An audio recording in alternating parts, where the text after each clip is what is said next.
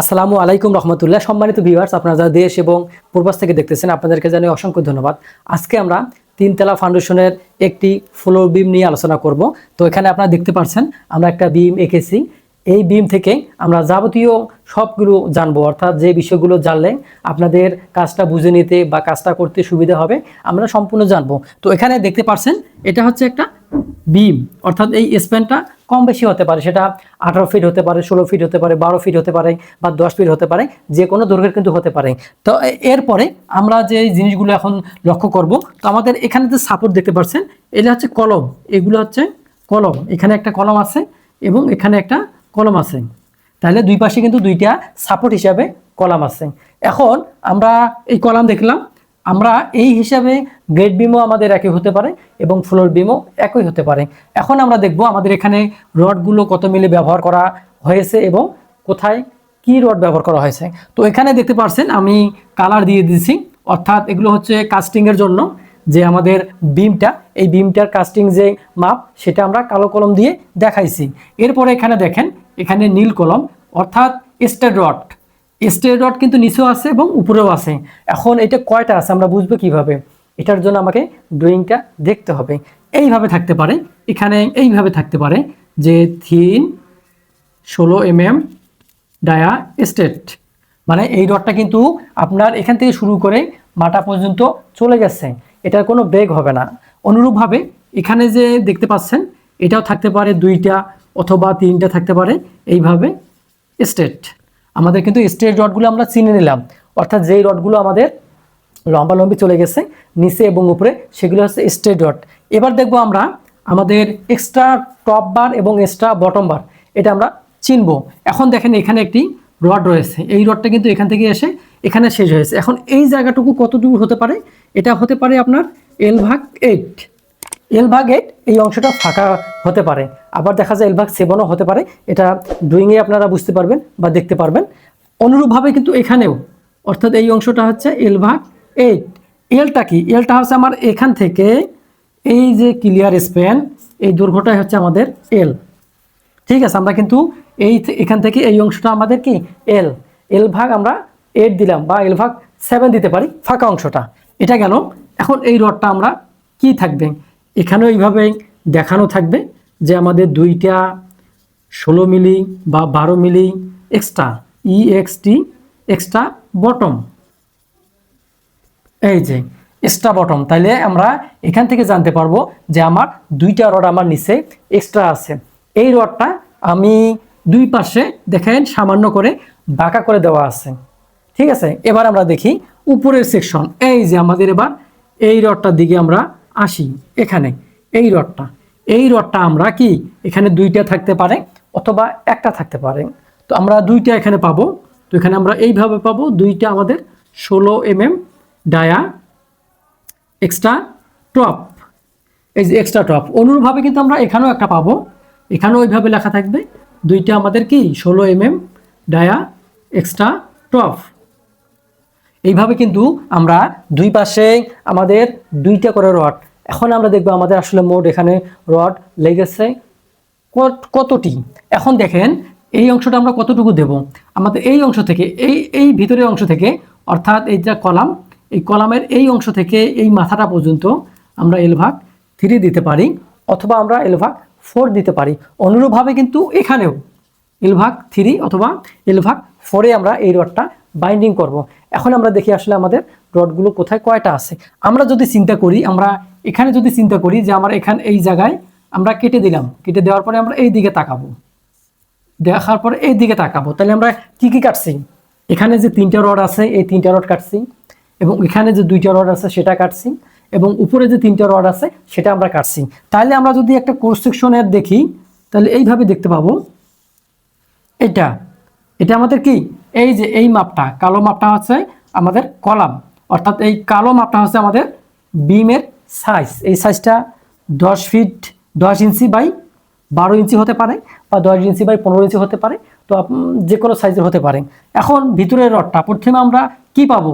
যেহেতু আমাদের স্ট্র্যাপটা আছে এখানে আগেই, অর্থাৎ আমরা এই স্ট্র্যাপটাকে আগে দেখতে পাবো, এই স্ট্র্যাপের আগে দেখতে পাবো, এবং এই স্ট্র্যাপের হুক দিতে হবে। এটা হুকটা দিতে হবে, অবশ্যই খেয়াল রাখতে হবে। এই বিষয়ে কিন্তু আমার আরও অনেক ভিডিও আছে, তো আপনারা এই হুকটা অবশ্যই দিবেন। এটা এই হুকটা আপনার 135 ডিগ্রি কোণে বাঁকানো থাকবে, এই কথাটা স্মরণ রাখতে হবে। এরপর আমরা দেখব আমাদের উপরে এই রড কাটছে, এখানে কয়টা? 3টা। তাহলে আমরা এখানে একটা পাবো, এখানে একটা পাবো, এবং এখানে আমাদের উপরের লেয়ারে কিন্তু 3টা রড আমরা পেয়ে গেছি, ঠিক আছে। এরপর এই যে এক্সট্রা টপ কোথায় কয়টা আছে? 2টা আছে। তাহলে এক্সট্রা টপ 2টা থাকলে আমাদের এখানে থাকবে একটা এবং এখানে একটা থাকবে। এই যে আমাদের উপরে কয়টা আমরা পেলাম? মোট 5টা রড পেলাম। 3টা রড আমাদের স্ট্রেট এবং 2টা আমাদের এক্সট্রা। এখন যদি আমরা নিচের দিকে তাকাই, এখানে দেখেন এখানে শুধু এক লাইন বরাবর কেটে গেছে। কয়টা কেটে গেছে? এই যে এখানে আছে কত? 3টা। এই স্ট্রেট বারটা কেটে নিয়েছি। এখন আমরা এই 3টা আমরা এখানে দেখতে পাবো, এখানে একটা, এখানে এবং এখানে। এই যে তাহলে আমরা দেখেন এটা কিন্তু খেয়াল রাখতে হবে, আমাদের এই জায়গা যদি আমরা কাটি তাহলে রডটা আমরা কয়টা দেখতে পাবো? উপরে দেখতে পাবো 5টা এবং নিচে দেখতে পাবো 3টা, ঠিক আছে। এটা গেল। আমরা এই সেকশনটা এ সেকশন দিতে পারি, যে আমরা এ সেকশনে কেটেছি, সেকশন আছে এ আমরা কেটেছি। এরপর দেখবো আমরা এই যে এ সেকশনে যে আমরা কাটলাম এ সেকশন, এইখানে যে স্টেপগুলো আছে, এই যে এগুলো হচ্ছে স্টেপ, এই স্টেপগুলো কত করে আছে? এই স্টেপগুলো অবশ্যই একটু ঘন ঘন আছে। অর্থাৎ আমরা এটা আমরা ধরতে পারি যে 4 ইঞ্চি সেন্টার টু সেন্টার, 5 ইঞ্চি সেন্টার টু সেন্টার, আমরা এখানে 5 ইঞ্চি সেন্টার টু সেন্টার আমরা পাবো, C/C, ঠিক আছে। এটা হচ্ছে যে আপনার এই অংশের জন্য, L/3 অংশের জন্য। অনুরূপভাবে কিন্তু এই দিকেও আমরা এই সেকশনটা দেখতে পাবো, অর্থাৎ এখানে কাটলে যে অংশটা পাবো এখানে আমরা এই অংশটা পাবো। এখন আমরা মেডেল বরাবর কাটবো, এই বরাবর এখন আমরা কেটে নিলাম। এখন দেখবো আমাদের কি কি আমরা দেখতে পাচ্ছি। তো এখানে দেখেন এখানে এক লাইনে রড কাটছে, এখানে 2 লাইনে রড কাটছে। তাহলে আমরা অনুরূপভাবে যদি এই বিমটাকে আমরা ক্রস সেকশনে নিয়ে আসি তাহলে কিভাবে পাবো? এই যে আমরা কিভাবে পাবো? এইভাবে পাবো। এখন আমরা স্টেপ যদি ধরি তাহলে উপরে আমরা বিমের সাইজটাও দিতে পারি, যেহেতু আমার এখানে বিমের সাইজটা কত আছে? বিমের সাইজটা আছে 10 ইঞ্চি বাই 12 ইঞ্চি। তাহলে এখানে আমরা উপরে আগে দেখব, উপরে আমাদের এই লাইন কেটে গেছে, তাহলে এই লাইনে কয়টা আছে? 3টা আছে। তো আমরা এই যে এখানে একটা, এখানে একটা এবং এখানে কয়টা? একটা আমরা পেয়ে গেলাম। এখন নিচে নাইলে দেখেন 2 লাইনে কেটে গেছে, এই স্ট্রেট রড কেটে গেছে এবং এই যে এক্সট্রা বটম এটা কেটে গেছে। তাহলে আমাদের স্ট্রেট রড কয়টা কাটা গেছে? একটা, 2টা এবং 3টা হয়ে গেল। এখন আমরা দেখব এইটা আমাদের কেটে গেছে, এটা হচ্ছে এক্সট্রা বটম। কয়টা ছিল? এই যে 2টা। তাহলে এখানে একটা এবং এখানে একটা, আমাদের এই 2টা কিন্তু কেটে গেছে। তাহলে দেখেন এই সেকশনটা আমরা বিবি সেকশন ধরতে পারি, এটা হচ্ছে বিবি সেকশন। তাহলে আমরা এই সেকশনটা লিখতে পারি কি? Section of B. এই যে বিবি সেকশনে এরকম কিন্তু আমরা পাবো। তো এখান থেকে আমরা একটা জিনিস জানবো, যে এখন আমরা তো রডগুলো পেয়ে গেলাম, অর্থাৎ এখানে উপরের লাইনে 3টা রড, নিচের লাইনে 5টা রড। এখন আমরা স্টেপ যদি দেখি তাহলে এখানকার স্টেপ কত পাবো?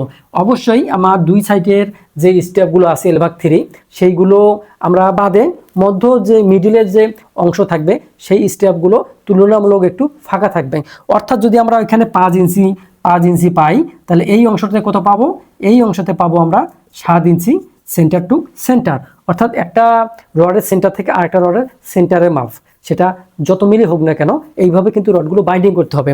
আমরা যেহেতু বলেছি যে আমরা আজকে 3 তলা ফাউন্ডেশনের একটি ফ্লোর বিম নিয়ে আলোচনা করব, তো এখানে দেখেন 3 তলার ফ্লোর বিমের আলোচনা হচ্ছে। আমাদের এখানে মোট কয়েকটি রড আছে?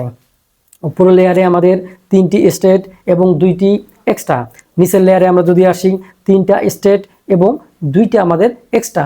এইভাবে কিন্তু আপনাদের রডগুলো থাকতে পারে। আবার দেখা যায় যে অনেক ডিজাইনারের পছন্দ মতে বা তাদের যে একটা কলাম থেকে আরেকটা কলামের দূরত্বের উপরে নির্ভর করে এর ডায়াটা কিন্তু চেঞ্জ হতে পারে। অর্থাৎ অনেক সময় দেখা যায় যে এটা 20 মিলিও আসতে পারে। আবার দেখা যায় যদি মনে করে যে আমরা 12 মিলি দিলেই আমাদের লোডগুলো ট্রান্সফার হবে, সেটা কিন্তু দিতে পারেন। এখন আমরা দেখব যে এই বিমের লোডটা কিভাবে কাজ করে। লোড কিন্তু সমানভাবে, যেহেতু আমাদের এখানে স্ল্যাব থাকবে, এটা কিন্তু একটা স্ল্যাব, ঠিক আছে। এই স্ল্যাবটা যখন এইভাবে লোডগুলো থাকবে, এইভাবে যখন লোডগুলো আসবে, এই লোডগুলো কিন্তু এই বিমটা সে বহন করবে। বহন করার পরে সেই লোডটাকে সে কলামে স্থানান্তর করবে এবং কলামের যে লোডটা থাকবে সেটা কিন্তু পর্যায়ক্রমে নিচে চলে যাবে। একেবারে আপনার ফুটিং অংশে চলে যাবে, অর্থাৎ ফুটিং অংশে যে এই লোডটা ট্রান্সফার হবে। এখন আপনাদের যে ভারবহন ক্ষমতা বা মাটির ক্যাপাসিটি এর উপরে কিন্তু আপনার যে বীজটা ফুটিংয়ের বেজ হবে সেটা নির্ভর হবে। অর্থাৎ এটা 4 ফিটও হতে পারে, 5 ফিটও হতে পারে, আবার 4 ফিট 6 ফিটও হতে পারে, এটা বিভিন্ন আকারের হতে পারে। তো আমি শেষ করার আগে বলবো অবশ্যই আপনারা চ্যানেলটি সাবস্ক্রাইব করবেন, এবং এই বিম নিয়ে কোনো প্রশ্ন থাকলে বা কনস্ট্রাকশন সাইট সম্বন্ধে কোনো প্রশ্ন থাকলে অবশ্যই আপনারা কমেন্টে জানাবেন। ভালো থাকবেন, সুস্থ থাকবেন, আল্লাহ হাফেজ।